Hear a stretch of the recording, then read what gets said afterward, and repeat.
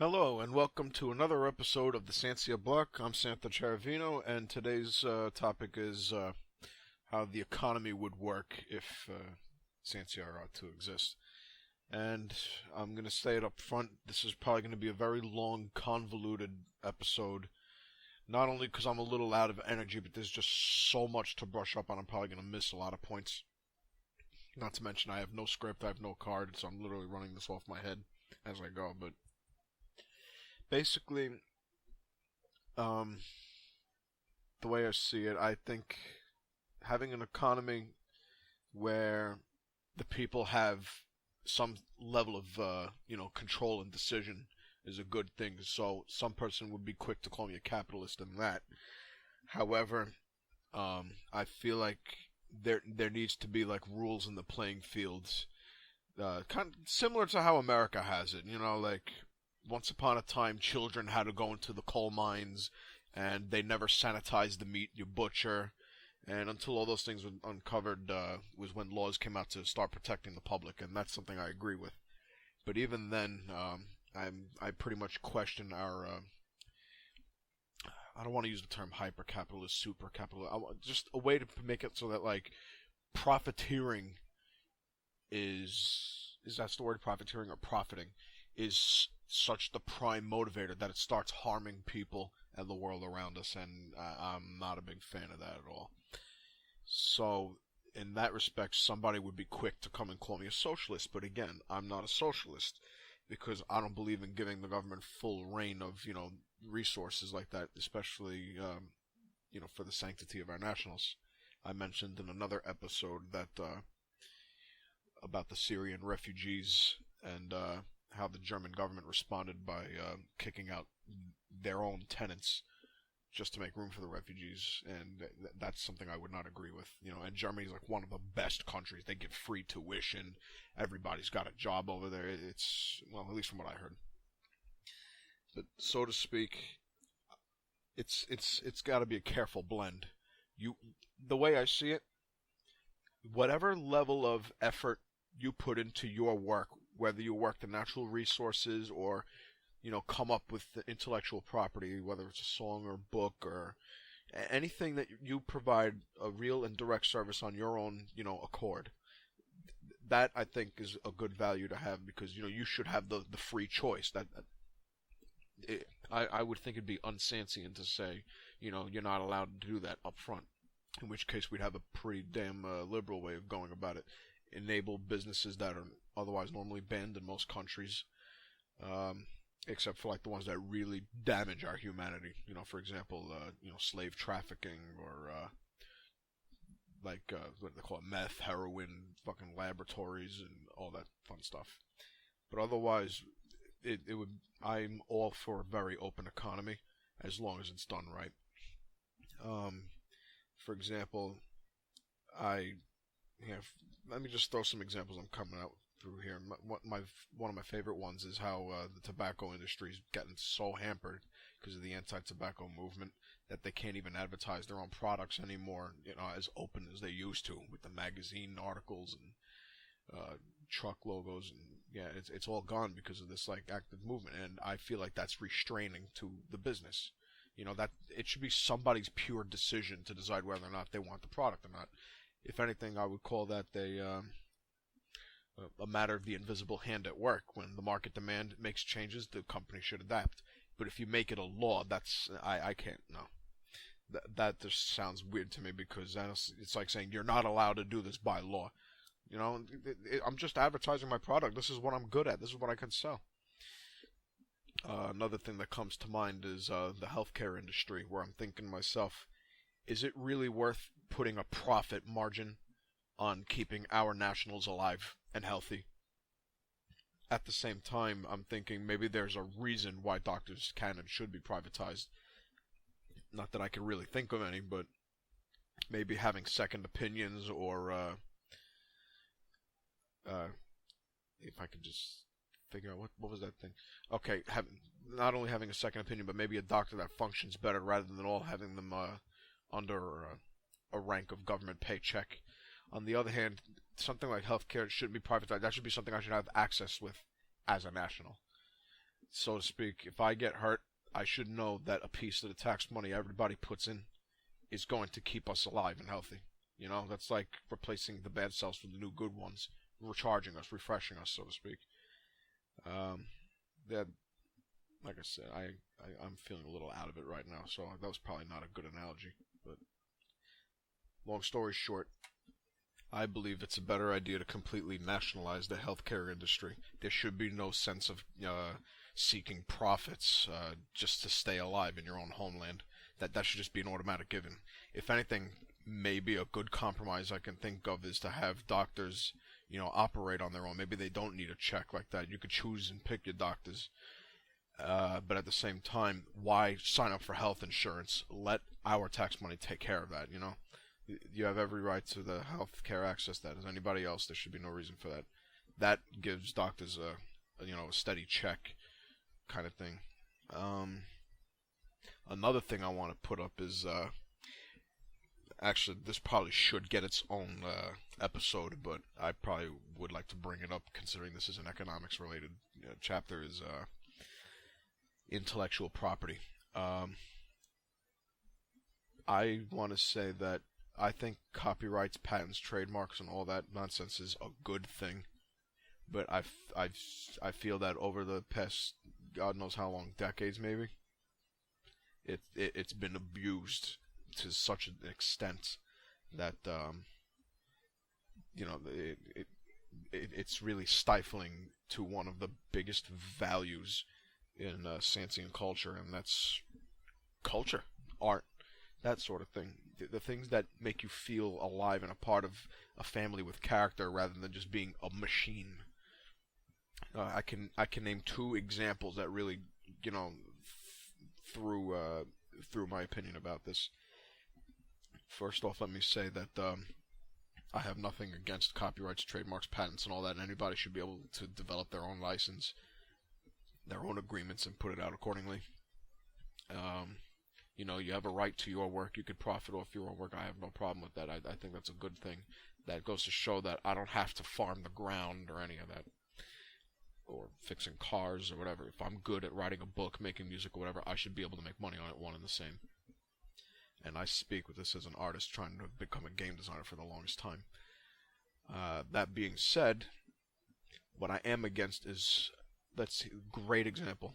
I think it was like a 12-year-old boy who got slammed with like a lawsuit from, I think it was either the RIAA or one of those record companies or movie companies, one of them, because the kid downloaded music. And when I say lawsuit, I mean he was stiffed with like $12,000 to $24,000 due. Okay, so you got this poor kid who, he isn't even a legal adult yet, and he got slammed by a record company to pay money he has nowhere near getting access to yet, and for downloading a song. Okay, how many songs? I don't know, but come on, there's better ways you could punish somebody. Downloading and getting stiffed $24,000 on a 12-year-old is a little ridiculous. If anything, I would have probably just let that go. It's just a kid, It's not like he's taking that music, putting it onto a CD, and then selling it to other people. That I would have probably tagged as a crime. Because now you're taking somebody else's property, calling it yours, and selling it. That I understand. But for downloading it, no. It's just as retarded. Like, I downloaded the Happy Birthday song in my head. It's an idea. You can't incarnate an idea until you put it onto something that makes it worth calling it stealing. In fact, I don't even like using that term, pirating. When I think of pirating, especially like pirating software, I'd imagine some thugs jumping on top of semi-trucks, tractor trailers loaded with like packs of, Adobe products or something, and killing the driver, taking that load, driving to some secret access to the alleys, and then selling it to your little, basement dwelling, computer geeks. That to me would be pirating, not opening up freaking BitTorrent and downloading it. That's just silly. There's no real pirating in that. That's just downloading. Call it pirating. People die when it comes to real pirating. Just ask the Somalians, Anyway, that nonsense aside. Second one, and probably my favorite one, if anybody's familiar with it, especially shout out to the bronies out there, because I love this show and all that. Hasbro, at one point, slammed a cease and desist letter to a bunch of fans that were writing up a fighting game for My Little Pony, calling it My Little Pony Fighting is Magic. And as an artist, as a fan of the show, I'm pretty damn disheartened that that happened. Let me tell you why. First off, they were fans. They were not going to make money on it. It was something they wanted to do because they really loved the show. They had a strong freaking loyalty. As an artist, I want that. I don't want to fuck somebody over. I don't want to worry about my image or my money if I got fans that loyal, you know? These are people who are going to the conventions that represent my product. These are people who are putting their money to imbue their lives with something my company owns. And I'm not going to be cool about stifling them like that. That being said, they argue they did that because they want to protect the image, you know, the family-friendly image of My Little Pony, which I guess makes sense. But then I'm thinking to myself, if you did that, you better start racking up on all the people who draw, you know, My Little Pony porn. Because meantime, this was a fighting game, you know. Think Street Fighter, simple, no-blood fighting game with the pony characters. Meantime, there's, you know, porn, okay? So you should be shutting them down, too, if you're going to go that route. But of course you're not going to do it. And you should have been that way even with the game, and I'll tell you why. Fair use. There is a law that protects you to make whatever artwork you damn please on whatever already exists, as long as you don't profiteer on it. You can parody it. You can make porn of it. You can make gore of it. You can do whatever you want. You can spread a bad message about it. You can do whatever you want. As long as you don't profit on it, it's called fair use. The people who were making Fighting is Magic were protected under fair use. Now, there is a bit of a happy ending to this. They did indeed scrap the idea, and with the help of the creator of the fourth generation My Little Pony cartoon. I don't want to say the creator of My Little Pony because that's a toy inventor entirely. But the person who invented the fourth generation of the cartoon actually went and helped this dev team completely make something new. And, you know, now it's already gaining a lot of footing. So I just want to say congratulations to them. You know, good luck with everything. I aspire to reach your height as a game developer. But my point remains. There's a lot of stifling control, and I don't think that's right. And it's especially the whole fair use thing is supposed to be a good way to protect free expression. You should be able to say whatever you damn please. You should show it and illustrate whatever you damn please without getting strung up like that. That's not right. Apart from those topics, basically what I would want for the Sancian economy is I want free reign. I want people to really delve into their sense of innovation. I want a good spread of good culture. I want people to be able to profit off their own work. I want that. I just don't want people getting abused, taken advantage of, any of that. You know, like, there has to be a way to make it so everybody could do what they want, profit how they will with it, without so much as saying, fuck you for downloading my song, now where's my $24,000? Or, I don't care if you love my show, don't make my freaking game. You know, that's a stifle of expression there. Or, I'm sorry, you were a little behind on your health insurance. We probably have to cut you up another X amount of dollars to get that surgery finished, to help you with this, that. No, it should be no fucking question. Get your national healed. You know, you wouldn't tell a soldier that if you were in the army, would you? No, it should be the same deal for the nationals. We can't do, you know, this idea of separating ourselves from each other. Probably one of the best things, and I think about this every day, is the Sancian national dividend. I think that would be a phenomenal thing to have in this. The idea is a part of the tax money, whether I generate it through land taxes or some other kind of business tax. You know, for example, when you automate, you know, the jobs out of people or send them over to another country, or even if you just use a business loan and the yields, any sense of compensation for displacing our, you know, people who are supposed to be working, give them an income. They can use that income to keep the businesses making money. And it just works like a blood cycle. The money shoots back out to the people spend up the businesses, it's back to the government's taxes, spends it out again, and it keeps the cycle going. In that vein, another thing I would do is probably, this is a big thing I think about every day. I'm not a big fan of loans, like, so is everybody else, but I've come to the conclusion that I do not like compound interest or simple interest, which is ironic because I believe those are pretty crucial to having a retirement you don't have to work for. But then again, this is Sancia, where you would already have a national dividend. That being said, in Sancia, I would ban the concept of compound interest and simple interest. I believe if you're going to borrow money of some kind, you should only pay a flat fee. The reason for this is because when you're charging interest of any kind, simple or compound, especially compound, there's a problem with that. You're charging somebody for money that doesn't exist. If I let somebody borrow $100 and I asked them for like a 10% compound interest, the first month they only pay $110, and the following month they're paying 10% of that. So it's already like another 120 something. So that's already more money I have to make up for to stay on top of a bill I just asked to borrow back. If they want to make money on it, I have no problem with a fee, because now you're saying this is the price for selling my financial product. Pay it right back along with the money you used to get your profit.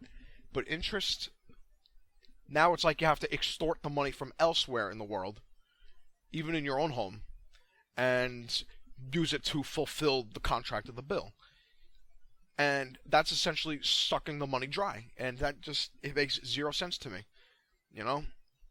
I understand pissing out the old blood and bringing in the new blood, but it's not like to keep the cells in my oxygen, all that working, I need to put more blood into the system from somebody else. Now I have to go and do the whole blood transfusions just to keep the blood fresh in my system. It's very asinine. I should only need a transfusion if my economy is that bad. But for something as simple as borrowing, no. If you want to make money lending money, do it for a fee, because now it says if you're going to do this, I want at least this and then some back for the service of doing it for you. If you can't do that, then you obviously can't afford to take the borrowing. And I think that's the fairest way to do it. I guess I'll just go from the topics as well. I'm not a fan of calling myself any kind of economic class. I feel like anybody who's rich, poor, whatever, in Sancian eyes, we have this thing called strict oneness. I probably should make an episode about that if I haven't already. Where no matter where you are, you're seen as one and the same. This is why I've toyed with the idea of making a flat rate tax. People have brought up a good point that it's not a good idea, because if you make shit money, you're not going to be able to have enough for yourself if you get taxed the same amount that somebody else is.